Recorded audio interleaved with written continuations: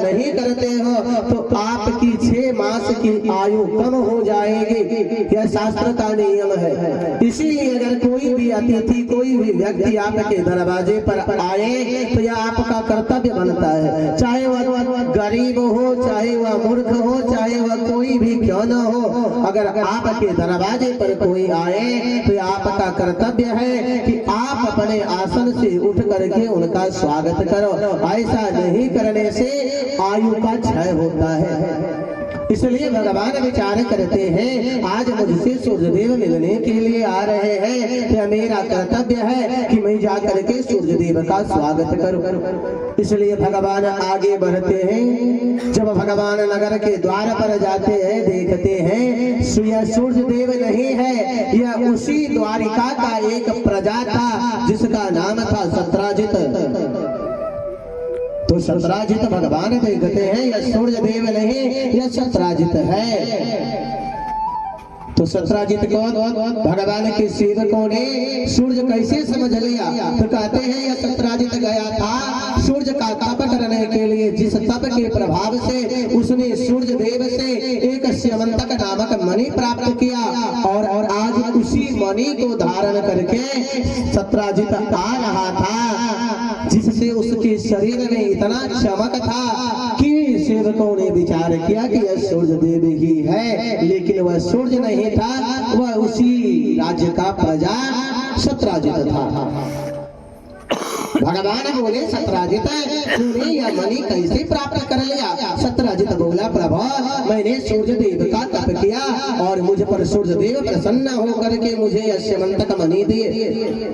और इस मणि का नियम है, इस मणि का अगर नियम पूर्वक पूजन किया जाए, इस मणि से जितनी इच्छा की जाए सारी इच्छा पूर्ण होगी, जितना धन मांगा जाए उतना धन मिलेगा इस मणि से। भगवान बोले सत्राजित जब यह ऐसा मणि है, इस मणि की आवश्यकता तो द्वारिका के राजकोष में है, क्योंकि इससे द्वारिका का राजकोष कभी भी खाली नहीं रहेगा।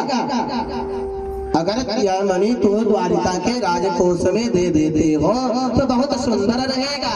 लेकिन सत्राजित ने कहा प्रभु मैं ऐसा नहीं कर सकता, क्योंकि मैं तप करके इस मणि को प्राप्त किया हूँ। भगवान बोले कोई बात नहीं, अगर तुम्हारी इच्छा है नहीं देने की तो तुम अपने पास रखो। भगवान पुनः अपने सिंहासन पर आकर के अपने काम में लग जाते हैं। समय बीतता गया। एक दिन की बात है, सत्राजित का भाई का नाम था प्रसेन। सो आज प्रसेन उसी स्यमंतक मणि को धारण करके जाता है वन घूमने के लिए। लेकिन 4 दिन हो जाता है, प्रसेन लौट करके नहीं आता है। अब सत्राजित को लगा कि इसका अर्थ है कि भगवान ने मणि के लोभ से प्रसेन का वध करवा दिया। जब प्रसेन लौट करके 4 दिन तक नहीं आया, तब सत्राजित के मन में लगा कि मेरा भाई प्रसेन मणि धारण करके गया था और मणि के लोभ से भगवान ने प्रसेन को मार करके मणि ले लिए। अब सत्राजित पूरी द्वारिका नगरी में यह बात फैला दिया कि महाराज जिसे हम भगवान समझ रहे थे, भगवान का अवतार समझ रहे थे, उस भगवान का काम देखो कि एक मणि के लोभ से मेरा भाई का वध कर दिया। भगवान विचार करते हैं सत्राजित तुम्हारा भाई कब गया, कहाँ गया, मुझे तो कुछ पता भी नहीं है, लेकिन तो मेरे ऊपर लांछन लगाता है, कोई उपाय तो करना पड़ेगा।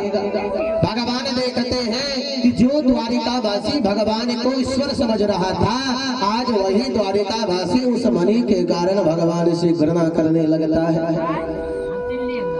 इसलिए भगवान विचार करते हैं पता तो लगाना पड़ेगा कि अब प्रसेन गया कहाँ, क्यों नहीं अभी तक लौट करके आया है। इसलिए भगवान कुछ सेवकों को साथ करके चलते हैं प्रसेन की खोज करने के लिए। भगवान जाते जाते जब वन में प्रवेश करते हैं तो देखते हैं प्रसेन का मरा हुआ शरीर पड़ा हुआ है और उस शरीर के पास से एक सिंह का, एक शेर का पद चिन्ह है। भगवान समझ जाते हैं किसका अर्थ है कि किसी शेर ने सत्राजित उग्रसेन का वध कर दिया और मणि लेकर के चला गया। इसीलिए भगवान शेर का पद चिन्ह देखते हुए आगे बढ़ते हैं। और जब भगवान आगे बढ़ते हैं तो देखते हैं कुछ दूर के बाद शेर का भी मरा हुआ शरीर पड़ा हुआ है और वहां से एक भालू का पद चिन्ह है।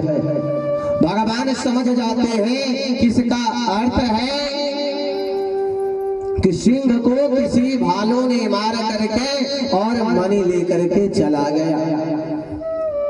भगवान उस भालू की पद चिन्ह को देखते हुए आगे बढ़ते हैं। जाते जाते भगवान देखते हैं कि वह पद चिन्ह एक पहाड़ की कंदरा में प्रवेश करता था और उस कंदरा के बाहर एक कन्या उस मणि के साथ खेल रहे थे। भगवान जाते हैं उस कन्या से बोले या मणि मुझे दे दो। जैसे ही भगवान उस कन्या से मणि मांगते हैं वह कन्या तुरंत दौड़ती हुई पहाड़ की कंदरा में प्रवेश कर जाती है। भगवान तो मणि पहचान गए थे कि वही मणि है जो मणि सत्राजित ने सूर्यदेव से प्राप्त किया हुआ, यही स्यमंतक मणि है। भगवान अपने सेवकों से बोले कि तुम लोग पहाड़ की कंदरा के बाहर मेरी प्रतीक्षा करो, तब तक मैं जा करके मणि का खोज करता हूँ कि मणि है कहाँ। यह मणि लेकर के वह कन्या कहाँ गए हैं मैं पता लगाता हूँ, तब तक तो यहीं पर बैठो, मेरी प्रतीक्षा करो। भगवान जब कंदरा में प्रवेश करते हैं तो देखते हैं कि वह कन्या रोती हुई अपने पिता वृक्षराज के पास में जाती है। भगवान जाकर के बोले उस भालू से कि यह मणि मुझे दे दो। उस वृद्ध भालू ने भगवान से कहा कि मैं आपको मणि नहीं दे सकता। भगवान बोले यह मणि तो तुझको देना पड़ेगा, लेकिन भालू ने कहा अगर लेना है तो मेरे साथ युद्ध करा, युद्ध में मुझे पराजित कर दो, मणि लेकर के चले जाओ, वैसे तुझको मणि मिलने वाला नहीं है। भगवान बोले कोई बात नहीं, इस मणि के लिए मैं युद्ध करने के लिए भी तैयार हूँ। और भगवान का युद्ध उस भालू के साथ प्रारंभ हो जाता है और वह भयानक युद्ध प्रारंभ होता है। 1 वर्ष तक वह युद्ध चलता रहा। कभी भगवान वृक्षराज को उठा करके पटक देते थे, कभी वृक्षराज भगवान को उठा करके पटक देता था। समय बीतता गया। जब 1 वर्ष व्यतीत हुआ तब भगवान विचार करते हैं समय तो बहुत अधिक हो गया है, इसलिए इस युद्ध को अधिक समय तक न ले जाए। इसलिए भगवान इस बार वृक्षराज को पकड़ते हैं, उस भालू को पकड़ते हैं और घुमाते हुए भगवान उसे पत्थर पर पटकते हैं। और जैसे ही भगवान उस भालू को उठा करके पटकते हैं वह भालू दोनों हाथ जोड़ लेता है कि प्रभु मैंने आपको पहचान लिया। भगवान बोले अरे तूने क्या पहचान लिया? वह भालू बोला प्रभु संसार में किसी में इतनी शक्ति नहीं जो मुझे पराजित कर सके। मैं संपूर्ण संसार से लड़ सकता हूँ, कोई मुझे पराजित नहीं कर सकता। अगर मुझे कोई पराजित कर सकता है तो भगवान श्री रामचंद्र जी, आज मुझे यह विश्वास हो गया कि आप कोई और नहीं वही भगवान श्री राम हो और आपने अपनी वाणी को सत्य करने के लिए आज यहाँ पर आए हो। भगवान बोले कौन सी वाणी, क्या वाणी? कहते हैं सुखदेव जी महाराज की राजन यह वृक्षराज या भालू भी कोई और नहीं था, यह जामवंत था। जब भगवान रामावतार धारण किए थे और भगवान बानर और भालुओं की सहायता से लंका पर विजय प्राप्त किए, भगवान अयोध्या आए तो जो जो भगवान के साथ में युद्ध किया था था रावण से। सबसे भगवान बोले जिसको जो मांगना हो मांग लो, जिसके मन में जो आया सो मांग लिया। जब ऋक्षराज जामवंत का समय आया तो जामवंत ने भगवान से कहा प्रभु मेरी इच्छा है कि आप मेरे साथ युद्ध करो। जामवंत जब बोला कि प्रभु आप मेरे साथ युद्ध करो, भगवान श्री रामचंद्र जी बोले जामवंत क्या बोल रहे हो, मैं क्यों तुम्हारे साथ युद्ध करूं? कोई दूसरा वरदान मांग लो, क्योंकि अगर मैं तुम्हारे साथ युद्ध करने लगता हूँ लोग क्या कहेगा कि जिस जामवंत ने अपने प्राणों का मोह छोड़ करके भगवान के साथ में रावण से युद्ध किया, भगवान आज उसी जामवंत से लड़ने में लग गए हैं। ऐसा नहीं हो सकता। जामवंत ने कहा प्रभु मुझे कोई दूसरा वरदान नहीं मांगना है, मुझे आपके साथ में लड़ना है। भगवान बोले देखो जामवंत मेरी मर्यादा पुरुषोत्तम का अवतार है, इसलिए इस अवतार में मैं तुम्हारे साथ युद्ध नहीं कर सकता, लेकिन अगर तुम्हारी इच्छा है तो मैं तुमको वचन देता हूँ कि जब मैं कृष्णावतार धारण करके द्वापर में आऊंगा तो तुम्हारी यह इच्छा भी पूर्ण होगी।